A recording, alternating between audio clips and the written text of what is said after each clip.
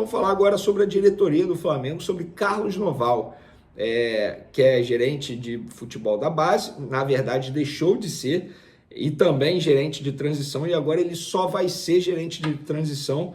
E, inclusive, informação do canal Flazoeiro, um abraço para ele, para o Guilherme, ele informou que o Carlos Noval não está fazendo mais parte do cargo de gerente de futebol e está de férias. Isso me chamou a atenção, no meio de uma temporada, o cara tirar férias, assim. Algumas pessoas do Ninho do Urubu falam que o Carlos Noval está esvaziado, por isso que deram férias para ele. Outras falam que não, que ele não está esvaziado, que tinha que tirar férias mesmo. E eu recebi uma informação extremamente importante e eu pude confirmar. Se o Flamengo tivesse de fato adquirido o Leixões de Portugal, o Carlos Noval seria deslocado para trabalhar no clube português, tá bom? Então ele faria parte do Leixões. Como o Leixões, a priori, desistiu de fazer negócio com o Flamengo, e aí o Carlos Noval foi e recebeu essa tal férias. Mas há quem diga que Noval está esvaziado, ou seja, está sem função, e por isso deram férias para o dirigente, que é um importante dirigente, sabe trabalhar com a categoria de base, faz isso muito bem, sabe lançar jogadores, inclusive ele fez parte do lançamento do Vinícius Júnior, por exemplo, vários outros jogadores aí da categoria de base. Então, Carlos Noval é um profissional que merece respeito. Uma informação aqui que o site Trivela informou e eu pude confirmar, mas eu ouvi o lado do Flamengo, porque eles informaram que o Flamengo não quis, entre aspas, dar carona a um jogador do Fluminense, naquele jatinho particular para trazer os jogadores que estavam com suas respectivas seleções. E eu informei o seguinte: o Fluminense tentou fazer com que o uruguaio Facundo Bernal voltasse no mesmo jatinho fretado pelo Flamengo para trazer Arrascaeta, De La Cruz, Varela e Gonzalo Plata na terça, após o jogo entre Uruguai e Equador.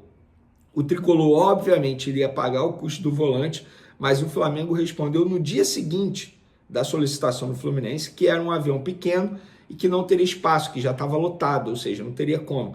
Não é que o Flamengo se recusou a dar carona, entre aspas, ao Facundo Bernal. É que mesmo que se o Flamengo quisesse, não teria vaga, não teria espaço, gente. É simples isso. Não é porque o Flamengo se recusou a dar carona ao Facundo Bernal. E mesmo que se tivesse recusado, é Uber agora? Gente, assim, é rivalidade também. Mas a informação correta o Flamengo não se recusou. Apenas não tinha espaço. E mesmo que o Flamengo quisesse, não teria como botar o Facundo Bernal ali no jatinho junto com os jogadores do Flamengo. Sobre o Hugo Souza, galera, o Corinthians vai pagar os R$500 mil para escalar o Hugo Souza no domingo. O Corinthians até o momento não efetuou a compra do Hugo Souza, não exerceu a cláusula da opção de compra.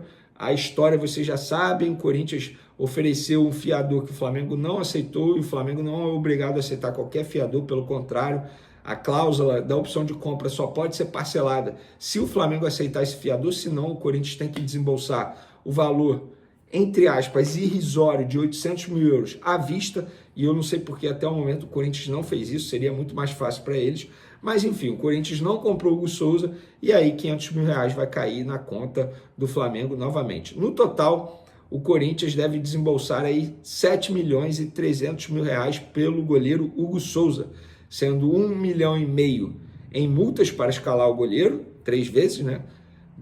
Uma pelo Campeonato Brasileiro e 2 pela Copa do Brasil, mais R$1 milhão pelo empréstimo, tá? Que foi de R$200 mil, aí dá R$1 milhão, mais R$800 mil, que é o valor da opção de compra por 60%.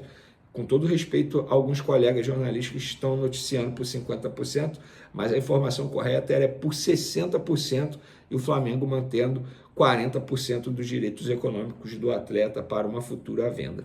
Para finalizar o nosso vídeo, galera, vamos lá. Como foi o último treino do Flamengo antes desse jogo contra o Corinthians?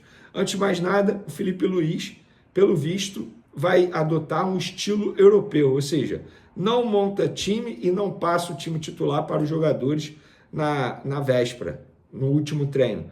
O Tite, o técnico anterior, montava o time e passava o time titular. Muitos jogadores gostam dessa maneira porque já entram mais concentrados. Outros falam que não gostam da forma como o Felipe Luiz vem fazendo. Você fica sabendo só na pré-eleição. Eu, particularmente, acho melhor saber que vou jogar, se eu fosse atleta, por exemplo.